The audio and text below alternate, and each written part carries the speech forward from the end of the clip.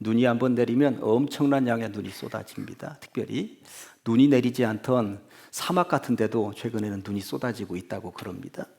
미국에서는 바람이 한번 불면 온 마을을 다 휩쓸어 갈 정도이고요. 몇 년 전에 호주 같은 데는 불이 한번 났는데 몇 개월 동안 불이 꺼지지 않고 엄청난 대지를 다 태워버리고 있었습니다. 아무튼 지구가 앞으로 어떻게 될 것인가, 1.5도 이상이 올라갔다고 그러죠. 지구는 지속 가능한가 하는 것을 묻는 경우들이 많이 있습니다.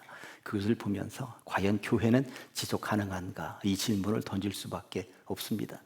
1980년대까지 교회 성도의 수는 상승 곡선이었는데 90년대에 멈칫하는 것 같더니 2000년대를 넘어서면서 하향 곡선입니다. 꾸준히 하향 곡선입니다.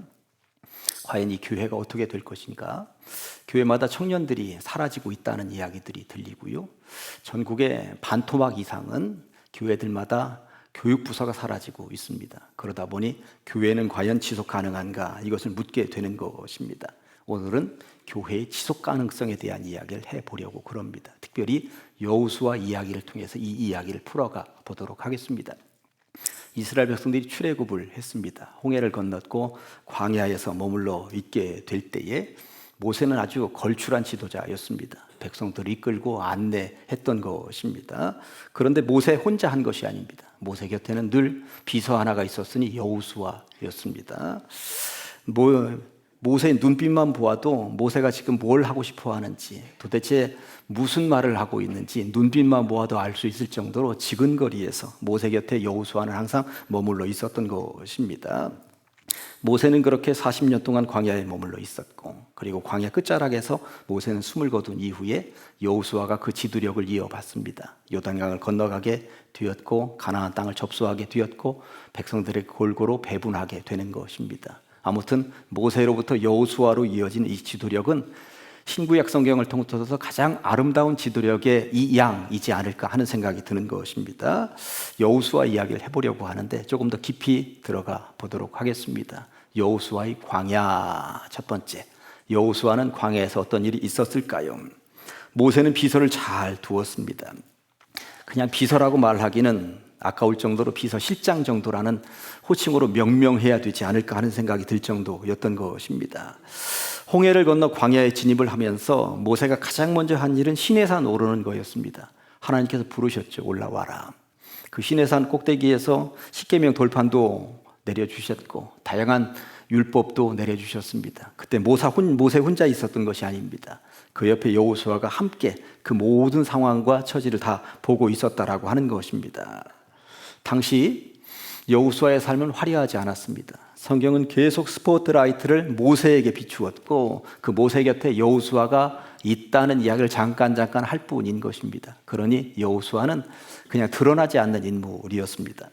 제가 언젠가 안개꽃이라는 시를 읽어드린 적이 있는데 시의 일부는 이렇습니다. 안개꽃, 꽃이라면 안개에 꽂히고 싶다. 장미의 한복판에 부서지는 햇빛이기보다는 그 아름다움을 거두는 안개에 꽂히고 싶다.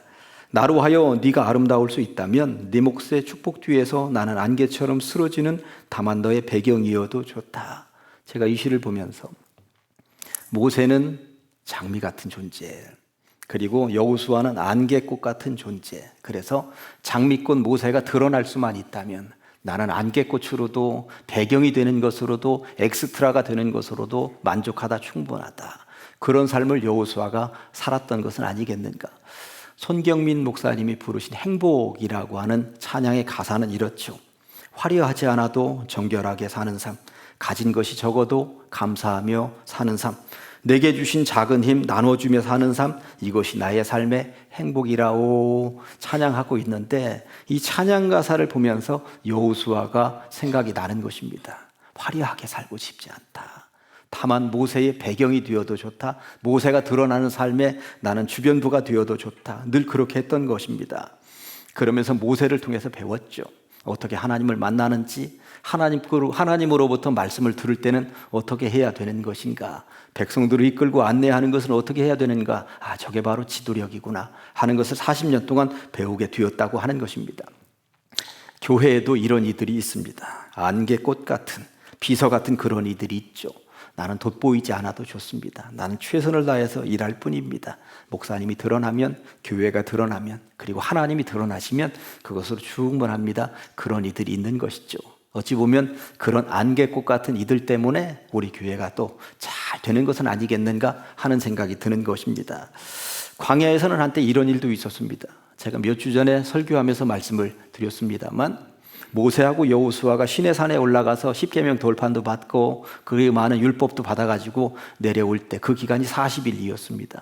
그러다 보니 아래쪽에 있었던 백성들은 몸이 닳아서 안달입니다. 아니 모세 올라간다더니 이게 죽었는지 살았는지 안 내려오고 있으니 우리는 어쩌란 말인가 그러고 있었던 것 아닙니까? 그러다 보니 산 아래에 있었던 백성들이 불안해서 아론에게 우리 뭐 신전 하나 만들어 달라고 그러는 것이죠. 그러다 보니 금붙이 잔뜩 모아가지고 금송아지 하나 만들어 냅니다. 그리고 이 금송아지가 우리를 저 애굽 땅에서 끄집어낸 신이다 그랬다는 것 아닙니까? 마침 그때 산 위에서 모세하고 여호수아가 내려왔다가 모세도 깜짝 놀라고 하나님께서는 분노하시고 하나님께서 내가 이 민족을 쳐야 되겠다 그런 말씀 가지고 하셨던 것 아닙니까? 그러다 보니 모세가 화들짝 놀라가지고 이 진영으로부터 멀리 떨어진 곳에 회막을 하나 만들어 놓고 거기서 기도하자 그렇게 하는 것입니다. 다 모여라 기도하자. 하나님으로부터 용서받아야 되지 않겠느냐. 그 회막에 전부 다 백성들이 몰려가서 기도하고 모세도 가서 기도하고 여호수아도 가서 기도할 즈음엔 밤이 늦은 밤이 되니까 모세는 이제 나는 들어가서 좀 숙소에 들어가서 자야 되겠다 할 즈음에 여호수아는 비서이니까 모세 모시고 가서 잠자리도 살펴주고 그래야 되는데 여호수아는 나는 조금 더 기도하고 가겠습니다. 그러니 스스로 영성을 깊이 하기 위하여 스스로를 단련시켰던 사람이 여호수아이구나 하는 것을 알게 되는 것입니다.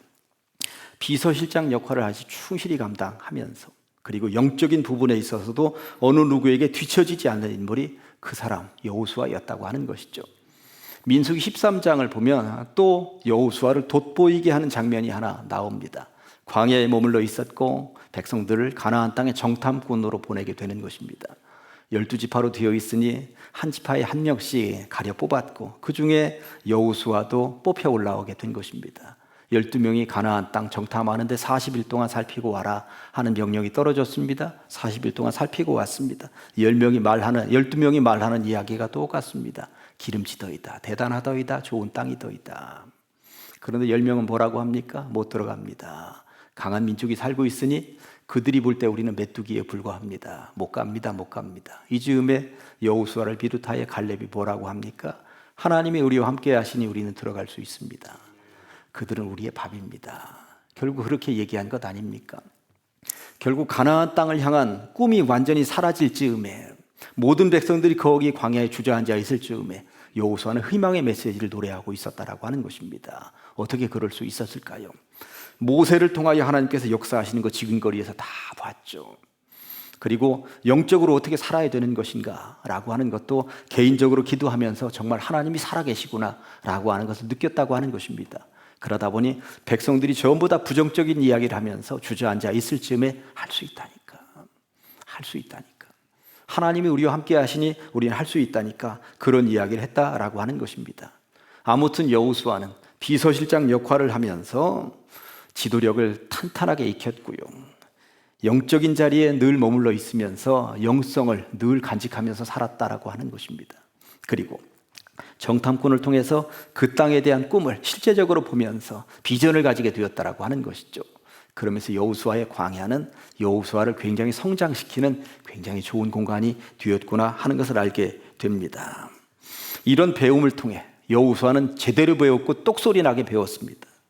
그리고 모세 이후 백성들을 이끄는 놀라운 지도력을 발휘하게 되는 것입니다. 요단강 건너가게 되었고 젖과 꿀이 흐르는 가나안 땅에 들어가서 전쟁을 통하여서 땅을 하나하나 접수해 들어가고 백성들에게 골고루 나누어 주는 역할을 하게 되었다고 하는 것입니다. 그리고 여호수아도 110세가 되었습니다. 그리고 숨을 거둘 때가 된 것이에요. 숨을 거둘 때가 되었는데 이 백성들에게 그래도 내가 한마디는 하고 죽어야지. 그리고 백성들을 전부 다 불러 모았는데 어디로 불러 모았는지 아세요? 세겜이라고 하는 땅으로 불러 모읍니다. 세겜. 그리고 두 번째 주제 여호수아의 세겜 이야기를 잠깐 해보려고 그럽니다. 유언을 남기는 장소가 세겜이었다.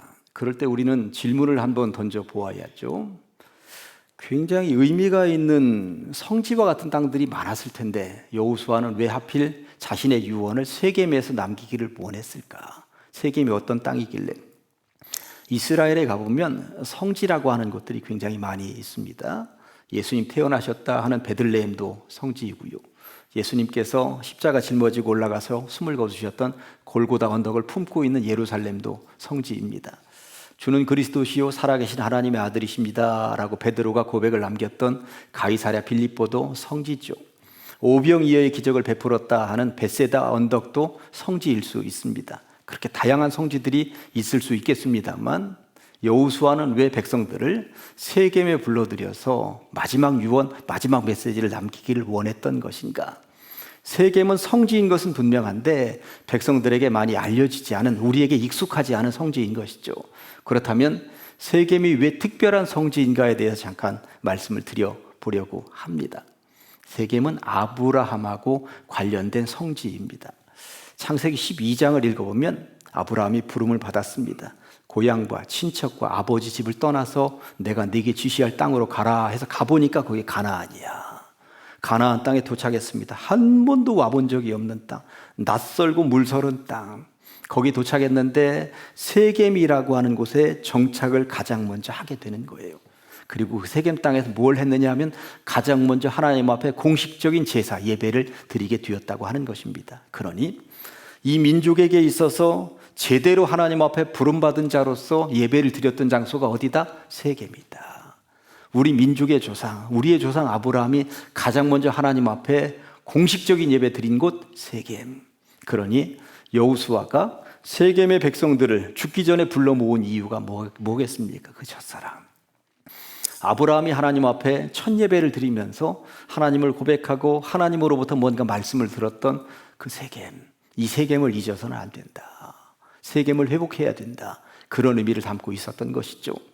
그런데 이 세겜이라고 하는 곳은 아브라함의 손자였던 야곱에게도 굉장히 의미가 있는 곳이었습니다. 야곱은 고향 땅을 떠나서 20년 동안 외삼촌 라반이 살고 있다라고 했었던 밧단 아람에서 살게 되는 것입니다.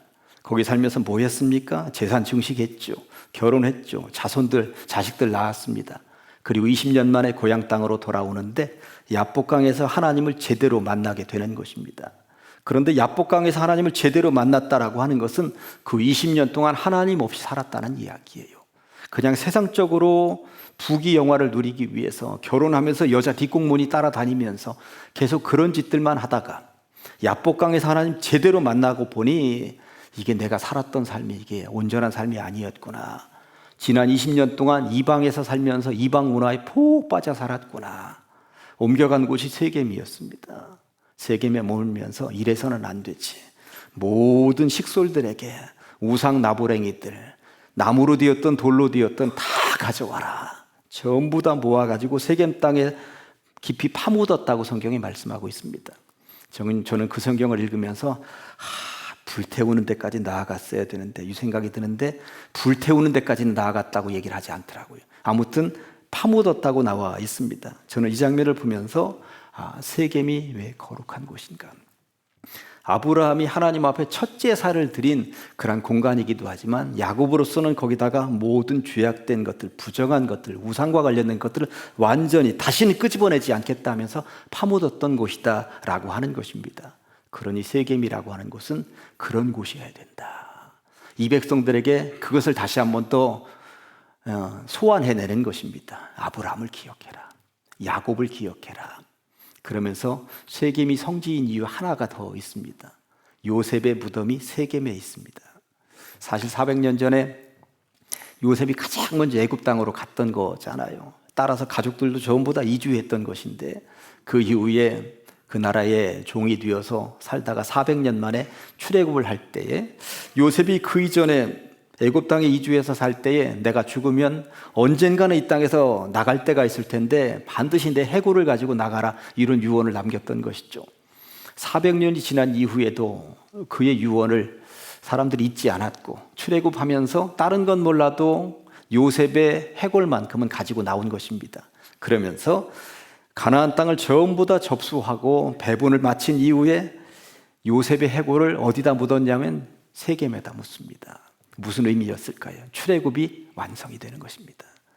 요셉이 처음에 애굽 땅에 들어갈 때 애굽 땅에서 살기 시작을 했는데 요셉의 해골을 가지고 와서 세겜에 딱 묻음으로써 이제 애굽 출애굽의 완성이라고 하는 것입니다. 아무튼 여호수아가 세겜이라고 하는 곳에 땅도 많고 좋은 지역도 많은데 하필 세겜에 그 많은 백성들을 다 불러들여서 유언을 남기는 이유는 야곱처럼 파묻을 것은 파묻자, 신앙적인 요소가 아닌 것들은 여기다 파묻어 버리자. 그리고 뭘 회복하자? 아브라함이 하나님 앞에 첫 제사 드리면서 하나님 앞에 결단했었던 것들은 회복시키자. 그런 의미를 담고 있었다라고 하는 것입니다. 아무튼 그렇게 세겜의 백성들을 다 불러 모으고 정말 여호수아가 그런 메시지를 남기는지 한번 보실까요? 여호수아 24장 14절과 15절 말씀이 이렇습니다. 그러므로 이제는 여호와를 경외하며 온전함과 진실함으로 그를 섬기라. 누구처럼? 아브라함처럼. 너희의 조상들이 강저쪽과 애굽에서 섬기던 신들을 치워버리라. 누구처럼? 야곱처럼. 그러면서 여호와만 섬기자. 만일 여호와를 섬기는 것이 너희에게 좋지 않게 보이거든 너희 조상들이 강 저쪽에서 섬기던 신들이든지 또는 너희가 거주하는 땅에 있는 아모리 족속의 신들이든지 너희가 섬길 자를 오늘 택하라. 오늘 나와 내 집은 여호와를 섬기겠노라 하면서 아주 강하게 죽기 직전에 백성들에게 유언을 남기고 있는 것입니다. 파묻어 볼 거냐?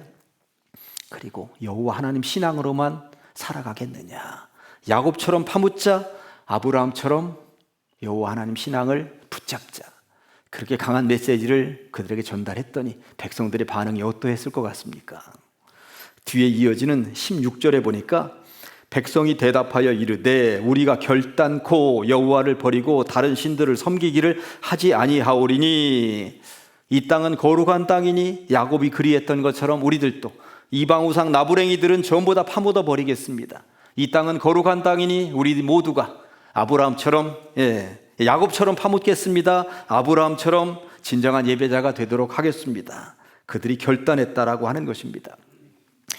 사랑하는 가장제일교회 성도 여러분, 부디 비옵기는 우리 가장제일교회가 여러분들에게 있어서 영적인 세겜이길 간절히 축원합니다. 제거해야 될 것들, 파묻어야 될 것들, 전혀 예배적인 요소가 아닌 것들은 완전히 묻어버리도록 합시다. 그리고 이곳에서 아브라함처럼 첫 예배 드렸던 그 기억을 회복하면서 예배자로 신앙인으로 온전하게 살아가시기를 주님의 이름으로 간절히 축원합니다. 여호수아 24장까지만 읽으면 해피엔딩입니다. 와, 백성들이 여호수아의 그 마음을 잘 알아서 아멘했구나. 그 백성들이 자자손손 그렇게 잘 살았는가 보다.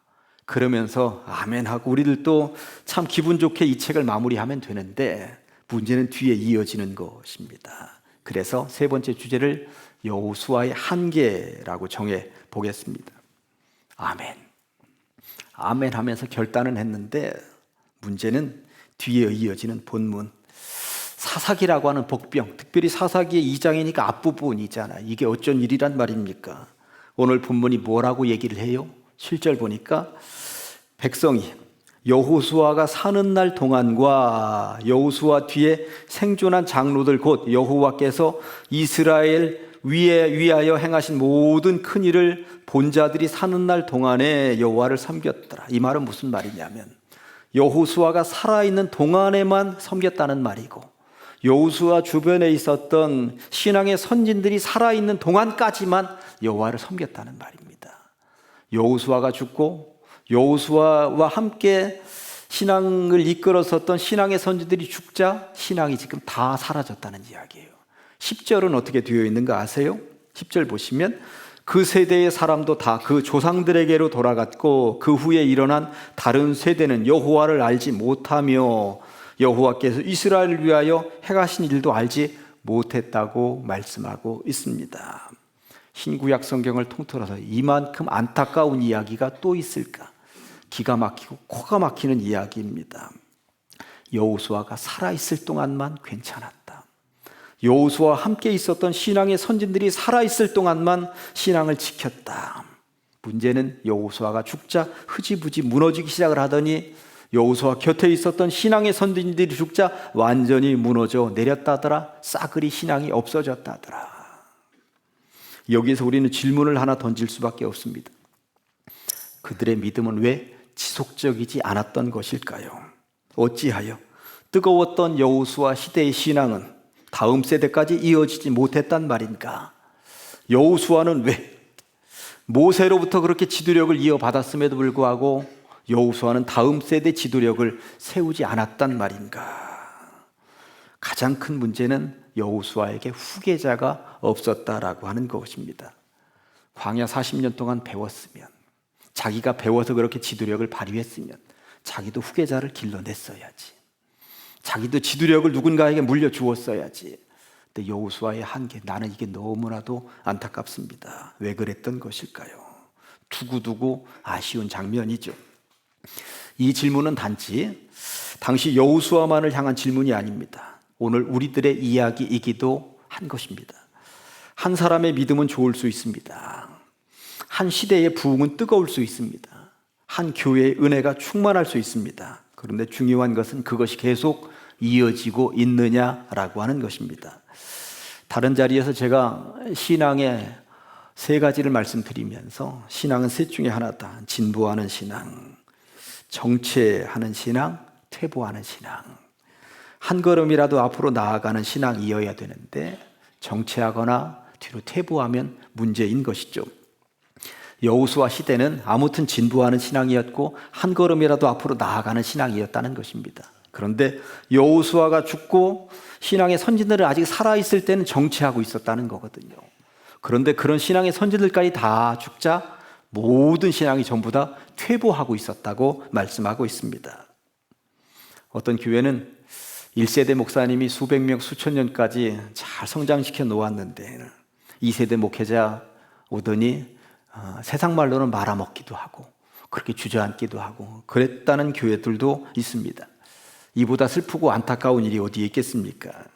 오늘 이 본문을 가정으로 연결을 시켜보면 이렇습니다. 내 자식들이 주일이 되면 내가 억지로라도 끌고 오니까 교회에 나오다가 내가 죽으면 더 이상 교회에 발걸음도 안 한다면 오늘 이 본문의 재현이라 할 수 있겠죠. 이를 무서워해야 하는 것입니다. 오늘만 뜨거운 믿음이 아니라 내일도 살아있는 믿음, 나만 좋은 믿음이 아니라 자녀들에게도 이어지는 믿음, 한 세대의 신앙으로 끝나는 것이 아니라 다음 세대까지 흘러가는 믿음, 이를 일컬어 우리는 지속 가능한 믿음이라고 불러보게 되는 것입니다. 거듭 말씀드립니다만 한국 교회가 많이 힘들다고 이야기들을 합니다. 옛날 같지 않다는 것이죠. 젊은이들이 교회를 계속 떠나고 있다고 그럽니다. 거듭 말씀을 드립니다만 8, 90년대 지속적으로 성장하던 교회 상승 곡선이 하향 곡선을 긋고 있다고 그러죠. 그런데 최근에 한 1년 전부터 하향 곡선이 멈췄습니다. 그리고 약간 올라갔습니다. 저는 바닥을 치고 분명히 올라갈 것이라고 믿습니다. 그때 신앙의 선진들이 잘해야 됩니다. 신앙의 후진들에게 무엇을 물려줄 것이냐 잘해야 됩니다. 우리 교단이 살짝 올라왔습니다. 살짝 멈췄습니다. 긍정적인 신호 때문에 우리 교단이 지금 새로운 시각으로 지금 흡족하게 다시 한 번 더 해보자, 다시 한 번 더 해보자 이런 분위기들을 가지고 있습니다. 이러한 즈음에 이 본문을 우리가 어떻게 읽고 해석할 것인가?